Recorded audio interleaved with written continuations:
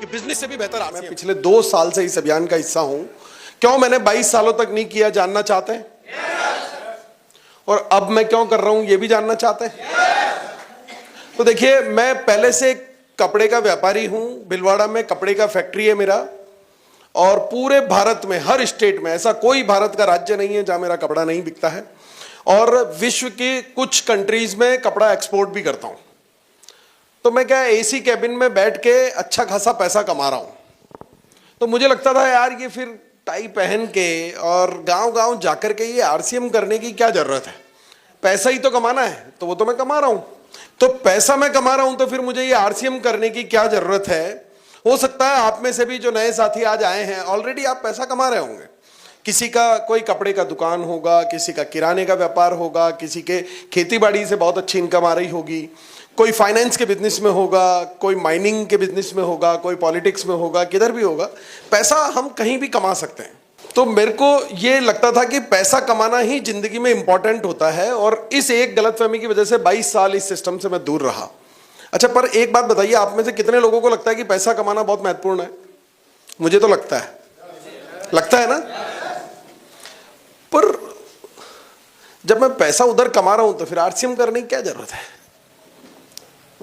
हाँ जी, फिर आरसीएम करने की जरूरत क्या है? क्या मैं ये पैसा कमाने के लिए कर रहा हूं? नहीं ना। देखिए, इसमें क्या होता है, 22 साल तक मुझे समझ नहीं आया, पर 22 साल बाद एक वैश्विक घटना घटती है, जो कोविड आया था। और कोविड आया तो पूरी दुनिया में लॉकडाउन लग गया। यहां भी लगा था क्या? सब कुछ बंद हो गया, सब घरों में बंद थे, सब कुछ बंद हुआ, तो मेरी फैक्ट्री भी बंद हो गई। फैक्ट्री बंद हुई तो इनकम आना भी बंद हो गई।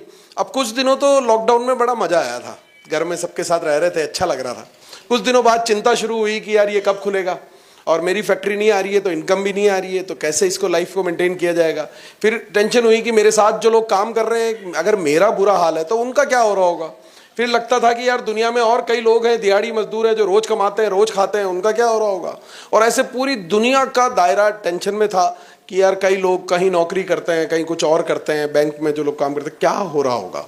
तो सोचते सोचते आरसीएम वालों की भी टेंशन हुई कि यार आरसीएम वालों का क्या हो रहा होगा। पर मैंने इनको चेक किया था, यार इनके तो मजे हो रहे थे, क्योंकि आरसीएम का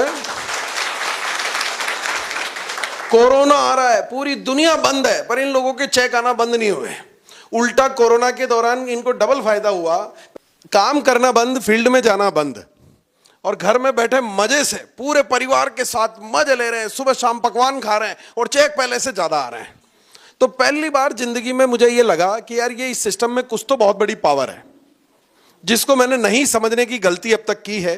तो ये मेरे को लगा कि इस सिस्टम में कोई बहुत बड़ी पावर है, जिसको मैंने अब तक समझा ही नहीं, गलती की है। तो पहली बार इसको समझना शुरू किया। नहीं तो मैं भी आपकी तरह ऐसे मीटिंगों में जाता था, और ऐसी छोटी मोटी मीटिंगों में नहीं जाता था, मैं सिर्फ एनिवर्सरी में जाता था। और उस जमाने में जो एनिवर्सरी होती थी ना, तो रेवाड़ी में एक एनिवर्सरी हुई थी जिसमें 1.5 लाख लोग आए थे। और दिल्ली में जो हर साल एनिवर्सरी होती है, लगभग 25-30 हजार लोग आते हैं, और पहली लाइन में जाके बैठ जाता हूं, क्योंकि परिवार का हिस्सा हूं, तो बहुत अच्छा लगता है। पर इतनी एनिवर्सरियों में गया, पर मैं बिजनेस को समझता नहीं था। वहां मजा इसलिए आता था कि मेरे परिवार का काम है और बहुत शानदार चल रहा है, और मजा इसलिए भी आता था कि बैकग्राउंड में गाना बहुत जोरदार चलाते थे ये लोग। ये चलाते थे वहां पे कि छाबड़ा जी तूने कमाल कर दिया, और मैं भी छाबड़ा हूं, तो अच्छा लगता था, मेरे को मजा आता था।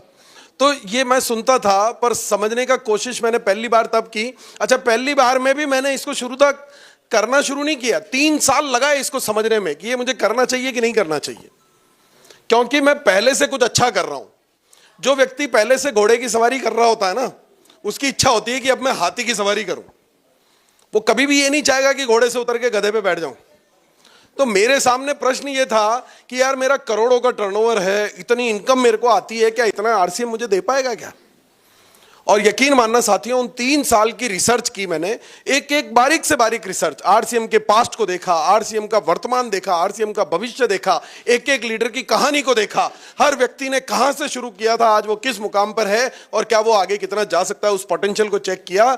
और 3 साल बाद मुझे समझ में आया कि मैं जो कर रहा हूं वो तो कुछ भी नहीं है, उससे भी कुछ बहुत बड़ा अगर मुझे कुछ दे सकता है तो उसका नाम है आरसीएम। और इसलिए आज मैं उस बिजनेस को पार्ट टाइम करता हूं, और इस आरसीएम अभियान का फुल टाइम हिस्सा हूं मैं। तो साथियों, ये आरसीएम अभियान जो है ना, दुनिया में इससे कुछ सरल हो नहीं सकता। अगर आपको इससे सरल कुछ पता है, मैं आज पूरी चीज बताने वाला हूं। जो 3 साल की मेरी रिसर्च है ना, वो पूरा निचोड़ आज आपको देने वाला हूं। अगले 1-1.5 घंटा अगर आपने मुझे ढंग से सुन लिया तो बहुत मजा आपको आने वाला। देखो, एक किस्सा सुनाता हूं आपको। एक औरत थी जो गर्भवती थी और बच्चा होने वाला था। उसको बच्चा होने वाला था, डिलीवरी का टाइम आ गया, लेबर पेन होने लगा, तो डॉक्टर साहब को बुलाया। डॉक्टर साहब अपना अटैची लेकर के आ गए। अटैची लेकर के आए तो उस कमरे में गए जिस कमरे में वो महिला थी, सबको बाहर निकाला। डॉक्टर साहब अंदर। 5 मिनट बाद पसीने से भीगे हुए डॉक्टर साहब बाहर आए। घर वालों ने पूछा क्या हुआ? अरे बोले बाद में बताऊंगा, पहले तुम कोई बड़ा सा पत्थर है क्या तुम्हारे पास? घर वाले टेंशन में बोले पत्थर क्यों मांग रहा है, पर उनको लगा यार ये तो डॉक्टर है, कुछ जरूरी चीज होगी, तो उन्होंने लाके दे दिया। फिर 5 मिनट बाद डॉक्टर साहब फिर अंदर गए पत्थर लेके, फिर पसीने से भरे हुए बाहर आए। घर वाले खुशी से बोले क्या हुआ? अरे बोले तुम्हारे पास आरी है क्या? बोले यार डिलीवरी कर रहा, कर क्या रहा है, आरी मांग रहा है। पर चूंकि उन्होंने सोचा डॉक्टर है, कुछ जरूरी होगा, तो उन्होंने आरी जानते हैं ना, लकड़ी काटने का जो होता है, तो बोले आरी, तो आरी भी लाके दे दी उन्होंने। फिर डॉक्टर साहब अंदर गए, फिर 2 मिनट बाद पसीने से भीगे हुए हाँफते हुए बाहर आए। अरे बोले यार हथौड़ा है क्या तुम्हारे पास? बोले डॉक्टर साहब ऐसी की तैसी, पहले ये बताओ कि हो क्या रहा है। बोले साला अटैची खुले तो बताऊं ना कि हो क्या रहा है। तो देखो, सफलता आज यहां पे भी जन्म लेगी, पर जब अटैची खुलेगी, यानी कि आपका ये दिमाग का ताला खुलेगा, तो सफलता जन्म लेगी, वरना कुछ भी नहीं होने वाला है। ये आरसीएम कोई बिजनेस नहीं है, कोई मेंबर जोड़ने की स्कीम नहीं है। अगर जो बिजनेस समझ के यहाँ आया है, या जिसने भी आपको ये बिजनेस समझाया है, शायद उन्हें ये पूरी जानकारी नहीं है। पिछले मैं अपने उन 3 सालों के रिसर्च और 2 साल से इसमें काम करने के एक्सपीरियंस के माध्यम से मैं आपको बताना चाहता हूं कि ये दुनिया का सबसे सरल, सबसे आसान और सबसे महान अभियान है। और इस अभियान के 3 मुख्य बिंदु हैं। वो है, पहला है स्वास्थ्य रक्षा। क्या है जी? स्वास्थ्य रक्षा पर हम किस प्रकार से काम करते हैं मैं आपको बताता हूं। पहला तो मुझे बड़ी खुशी हुई कि जिस तरह से आप तालियां बजा रहे हैं, ऊर्जा दिखा रहे हैं, आप लोग जिंदा हैं। पर जिंदा रहने के लिए, जिंदा क्यों है? क्या किया आपने ऐसा कि आप जिंदा हैं? खाना खाया आपने, है ना? सही है, नहीं तो भूखे मर जाते। बात सही है एकदम। सर के लिए तालियां बजा दो यार। अच्छा, जिंदा हो, करते क्या हो आप लोग रोजाना? अपनी जिंदगी से चेक करो। आगे भी जिंदा रहना चाहते हो तो करना क्या पड़ेगा उसको भी चेक करो। क्या आप रोज नहाते हो? यानी कि आप नहाते भी हैं, फिर खाना भी खाते हैं, फिर कपड़े भी पहनते हैं। ये तो करना ही है ना। अगले 30-40 साल 50 साल और जिंदा रहेंगे तो ये तो करना ही पड़ेगा ना। या कोई व्यक्ति कहेगा मैं तो नहीं नहाऊंगा सर, आज से कपड़े पहनना छोड़ दूंगा सर, खाना खाना छोड़ दूंगा सर। हो सकता है क्या ऐसा?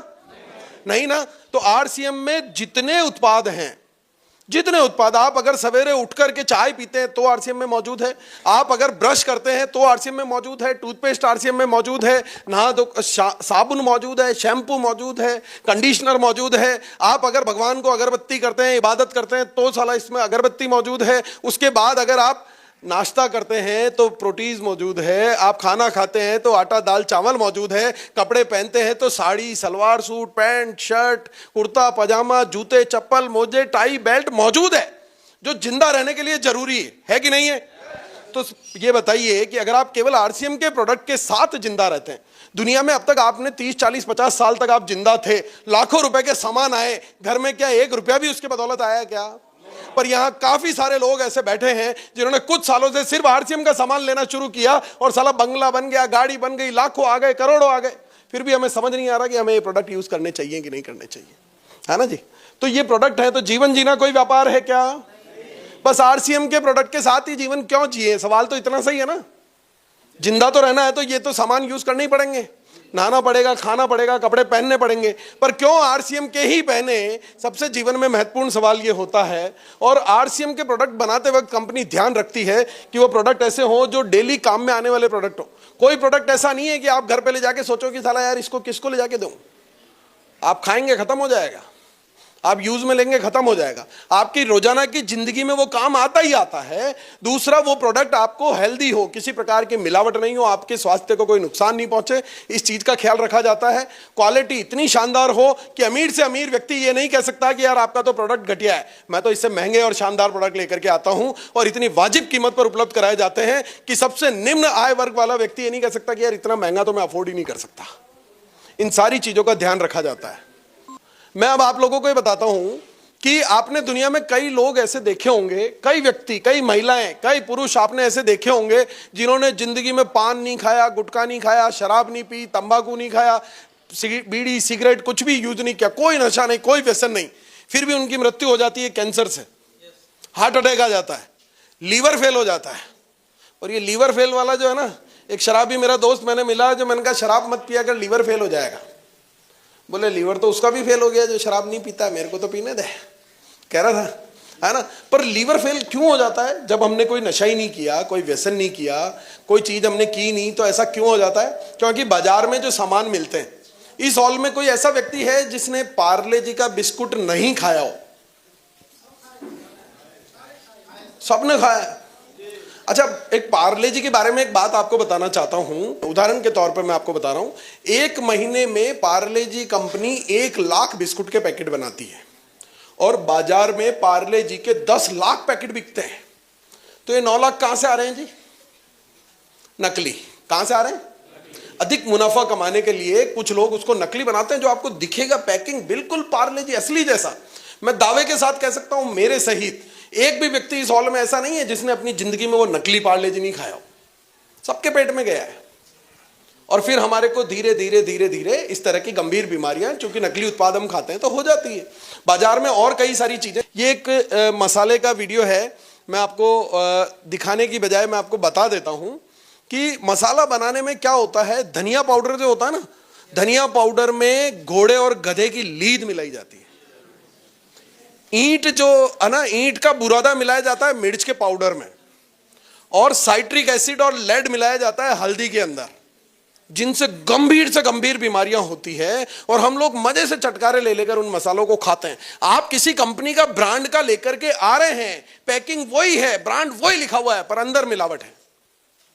आप जज नहीं कर सकते, आप चेक नहीं कर सकते। और तो और मैं बताता हूं आपको कि कोई रसोई में कोई ऐसी चीज है जो बिना नमक के बन जाए? नहीं बन सकती। और शक्कर के बिना कोई त्योहार पूरा हो सकता है क्या? वो नमक और शक्कर जो है वो भी प्लास्टिक से बनाए जा रहे हैं, फैक्ट्री में बनाए जा रहे हैं। कि ये नमक और चीनी भी किससे बन रही है? प्लास्टिक से बनाई जा रही है। अब आप कहां बच सकते हैं? अच्छा, इतना पार्ले जी आपने खाया, लाखों रुपए का पार्ले जी आप खा गए। आप चाहें कि यार पार्ले जी की फैक्ट्री मुझे देखनी है, तो देख सकते हैं क्या आप लोग? आरसीएम वर्ल्ड कितने लोग गए आप में से? हाथ ऊंचा करके बताओ। ओहो हो गरज। तो ये मुझे बताइए कि क्या आपने वहां पे कोई फैक्ट्री देखी कि आरसीएम वर्ल्ड में? क्या क्या देखा? आटा बनते हुए देखा, मसाले बनते हुए देखे, नमकीनें बनती हुई देखी। आप जब देखने गए थे तो आपको गेट पे रोका गया था क्या कि पहले तेरी आईडी चेक करा? आईडी चेक नहीं करी? आपसे ये भी नहीं पूछा कि आप आरसीएम के मेंबर हो या नहीं हो? कुछ भी नहीं पूछा, आप गए और देख लिया। अच्छा, साला जिसको नकली बनाना ही नहीं है उसको किसके बाप का डर? जो मर्जी आए देख ले,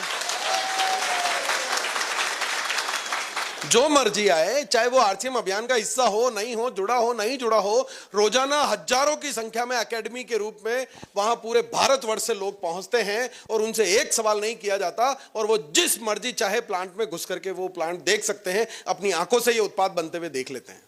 और जिसने अपनी आंखों से बनते हुए देख लिया, वो कभी नहीं चाहेगा कि मेरी बहन के घर में कोई दूसरी कंपनी के मसाले आ रहे हों। वो कभी नहीं चाहेगा कि मेरे ननिहाल में कोई दूसरी कंपनी का तेल यूज हो रहा हो। चाहेगा क्या? और जब वो चाहता है, अपने ननिहाल में कहता है कि यार तेल खाना है तो आरसीएम का ही खाना, मैं आपके हाथ जोड़ता हूं। अपनी बहन को कहता है कि मसाले आटे तो तू आज से आरसीएम के ही खाएगी, मैं तेरे हाथ जोड़ता हूं। तो क्या वो कोई व्यापार कर रहा है क्या? नहीं ना। आप जो ये आरसीएम के उत्पाद, जो फैक्ट्रियां आपने भिलवाड़ा में देखी होंगी, ये उत्पाद अगर आप किसी के घर में पहुंचाते हैं ना, तो आप पैसे कमाने का जरिया नहीं है, बल्कि आप उसके पूरे परिवार को heart attack, liver failure, kidney failure, cancer जैसी गंभीर बीमारियों से बचाने का काम करते हैं। यानी कि अगर आप आरसीएम के उत्पाद इस दुनिया तक पहुंचा रहे हैं तो आप दुआएं कमाने का काम करते हैं।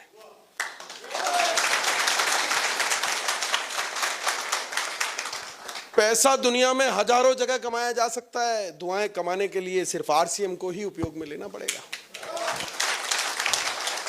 अब दूसरा बिंदु आता है स्वावलंबन। स्वावलंबन यानी कि किसी को फाइनेंशियली, पैसे के तौर पर मजबूत बना देना, किसी को सेल्फ इंडिपेंडेंट यानी कि आत्मनिर्भर बना देना कि वो अपना खुद कमाए, खुद खा सके, स्वावलंबी बन जाए, किसी के सामने उसको हाथ नहीं फैलाना पड़े। मेरा एक दोस्त है, अब चूंकि मेरा दोस्त है और फाइनेंशियली इतना मजबूत नहीं था, तो मेरे पास आया कि भैया मुझे 10,000 रुपए की जरूरत है। दोस्त है तो दे दिए। उसने कहा मैं महीने 2 महीने में आपको लौटा दूंगा।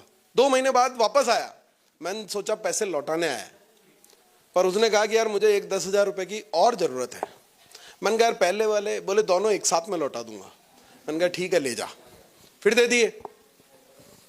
फिर 2 महीने बाद फिर आया तो खुशी हुई कि यार चलो अपने 20,000 रुपए वापस लौटाएगा ये। पर उसने फिर आकर के कहा कि यार इस बार मेरे कुछ गंभीर प्रॉब्लम है, घर में कोई बीमार है, शादी भी है, ऐसा भी है, वैसा भी है, तो मुझे 50,000 रुपए की जरूरत है। मेरी जगह आप होते तो दे देते क्या? मैंने भी नहीं दिए। यार कैसे कैसे देंगे? अब आप उसको, अच्छा मैंने क्या किया, मेरा एक मित्र है जो फाइनेंशियली थोड़ा कमजोर था, मैंने उसको आरसीएम करना सिखा दिया। आज 2 साल 2.5 साल में वो आरसीएम का टेक्निकल है, 2 लाख रुपए महीने जैसी शानदार इनकम आती है। और अकेला टेक्निकल नहीं है, उसकी टीम में कई सारे रॉयल्टी है, कई सारे वाइटल हैं, और अपने साथ साथ लाखों लोगों को वो सक्षम बना रहा है। तो बताइए क्या करना चाहिए? पैसे उधार देने चाहिए दोस्त को कि आरसीएम करना सिखा देना चाहिए? तो ये होता है स्वावलंबी बनाना, और ये कर रहा है ये आरसीएम। जब आप ये काम करते हैं तो केवल खुद पैसा नहीं कमाते हैं, जब तक आप अपने साथ कई लोगों को सक्षम नहीं बना सकते तब तक आप भी सक्षम नहीं बन सकते। ये डिजाइन ही ऐसा है कि अगर संजीव सर इसमें बड़े हुए हैं, आज सुधी मैडम इसमें बड़ी हुई है, मंडल मैडम बड़ी हुई है, सर बड़े हुए हैं, तो इनके साथ लाखों लोग हैं जो आज इसके माध्यम से घर, बंगला, गाड़ी, इनकम शानदार ले रहे हैं।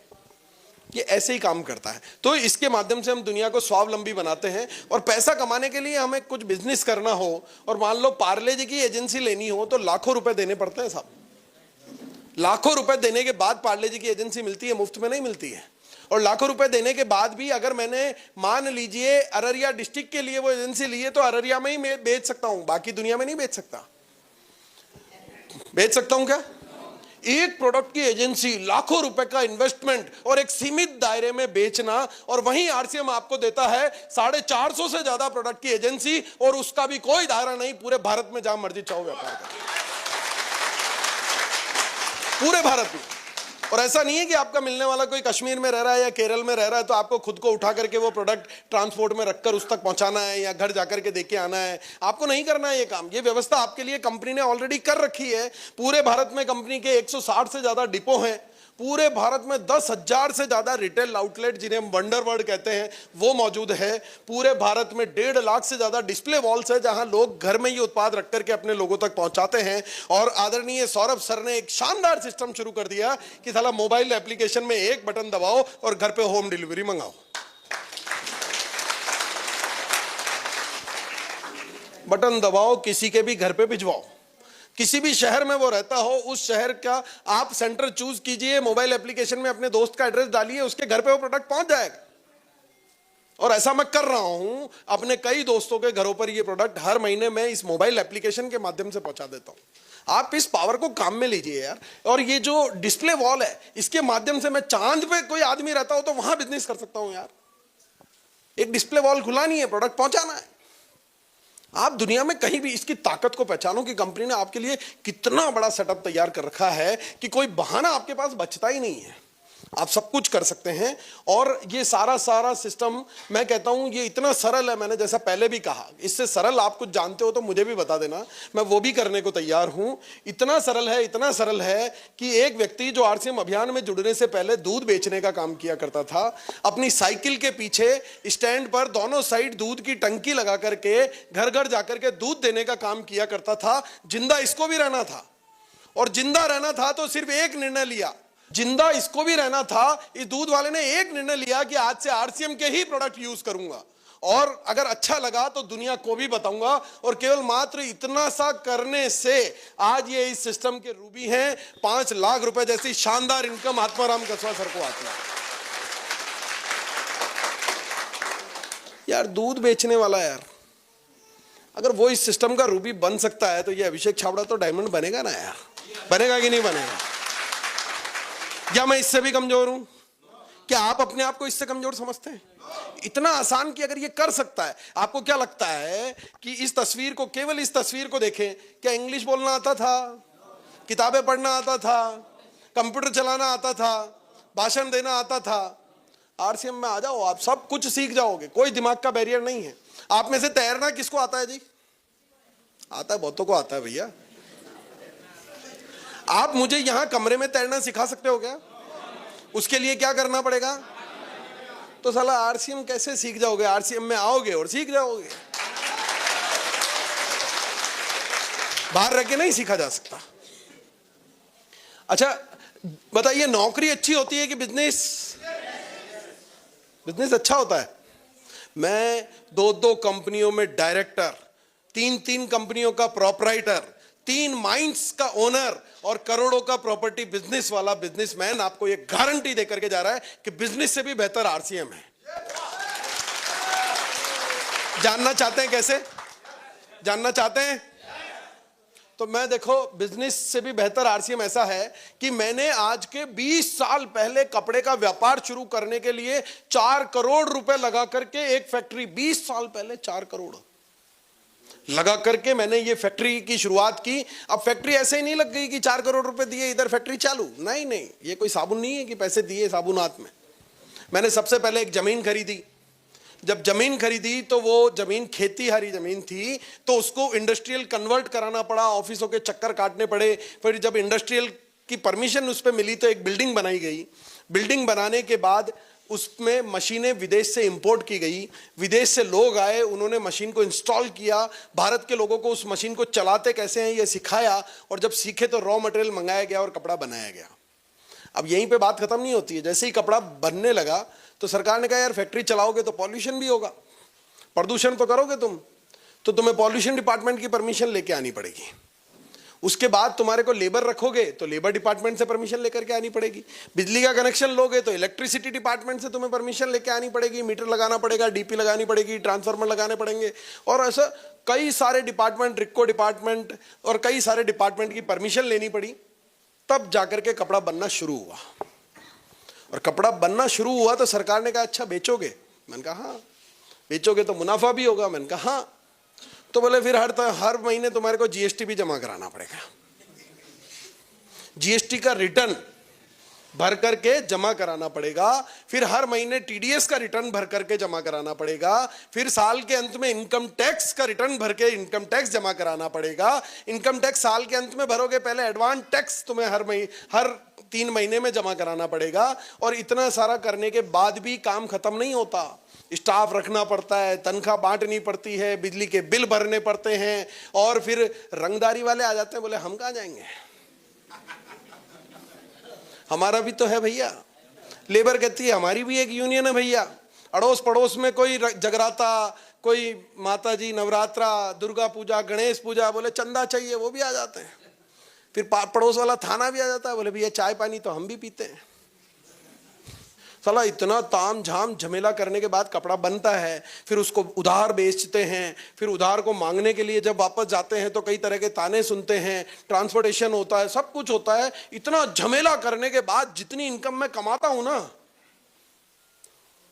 कोई ऑफिस खोल रखा है आपने?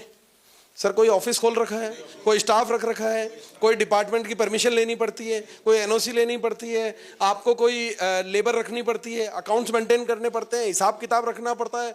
कुछ नहीं करना पड़ता, बिना किसी तामझाम झमेले के मुझसे ज्यादा पैसा आरसीएम के टॉप सीनियर लीडर्स कमा रहे हैं यार। तो अभी देखो फैक्ट्री चल रही है। आप बता दो मुझे क्या करना चाहिए अपना बिजनेस की आरसीएम? आप कह रहे हो इसलिए अब मैं आरसीएम ढंग से और करूंगा, है ना? आप कह रहे हो इसलिए। और ऐसा नहीं है, आरसीएम में एक और दिक्कत होती है कि यार मुझे एक ही चीज खटकती रही उन 3 सालों में कि आरसीएम के लोग कहते हैं हम कर रहे हैं नए भारत का निर्माण। क्या कहते हैं बाबूजी? नए भारत का निर्माण। मैंने कहा यार ये कैसे करोगे तुम लोग? मेरे जैसे बड़े बड़े इंडस्ट्रियलिस्ट जो लाखों करोड़ों का टैक्स भरते हैं, उनके टैक्स के पैसों से रोड बनता है, स्ट्रीट लाइट लगती है, कॉलेज खुलते हैं, स्कूल खुलते हैं, हॉस्पिटल बनते हैं, बांध बनते हैं, आपके घरों तक लाइटें पहुंचती है, पानी पहुंचता है, हमारे टैक्स के पैसों से होता है यार भारत का निर्माण। आरसीएम अकेला कैसे कर रहा है भारत का निर्माण?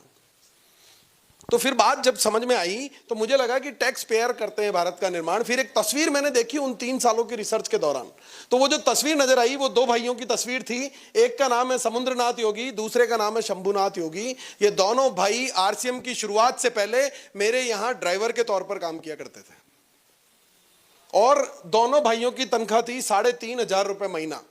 एक भाई आज भी ड्राइवर है, आज भी सौरभ सर की गाड़ी वही चलाता है, फाटक खोल के सर को बिठाता है, अटैची उठा के डिग्गी में जमाता है, और जब सर अंदर ऑफिस में बैठे होते हैं तो कपड़ा लेके गाड़ी चमकाता है।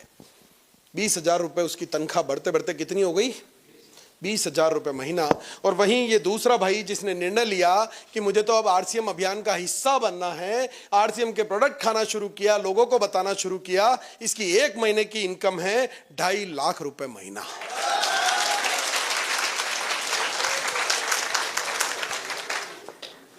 कितनी है जी? सोचो यार, ड्राइवर ही रह जाता तो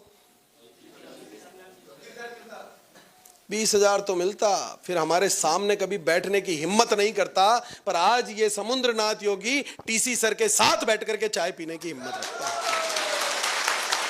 पैसे के साथ साथ ये सम्मान आरसीएम आपको दिलाता है। और केवल इतना ही नहीं, अब बताओ मुझे कि कौन करता है नए भारत का निर्माण? आरसीएम की मेरे जैसे टैक्स पेयर कैसे करता है आरसीएम? मैं आपको बताता हूं कि कुछ टैक्स पेयर्स के टैक्स चुकाने से भारत का निर्माण नहीं होगा, बल्कि आरसीएम जैसी शक्ति के साथ मिलकर के भारत के प्रत्येक नागरिक को इनकम टैक्स चुकाने वाला जब हम बना देंगे तो इस नए भारत का निर्माण होगा।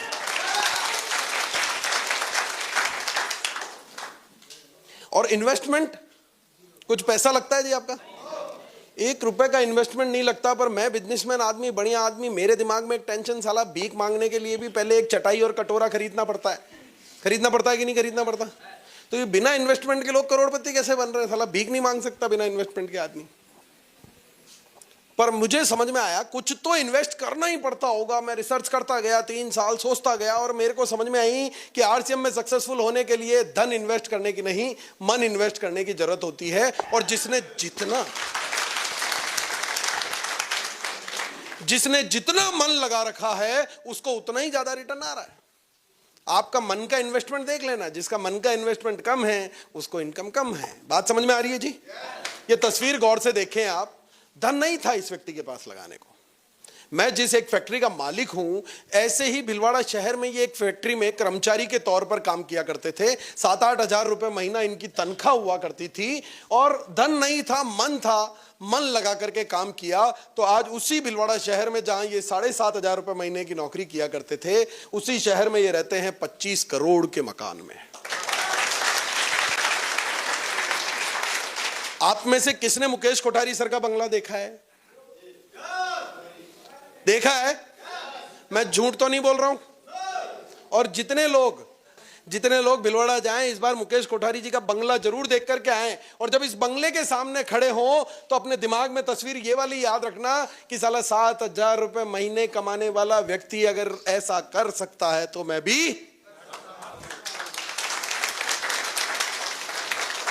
आज वाले मुकेश कोठारी सर को देखेंगे ना, डर लगेगा कि ये नहीं हो सकता।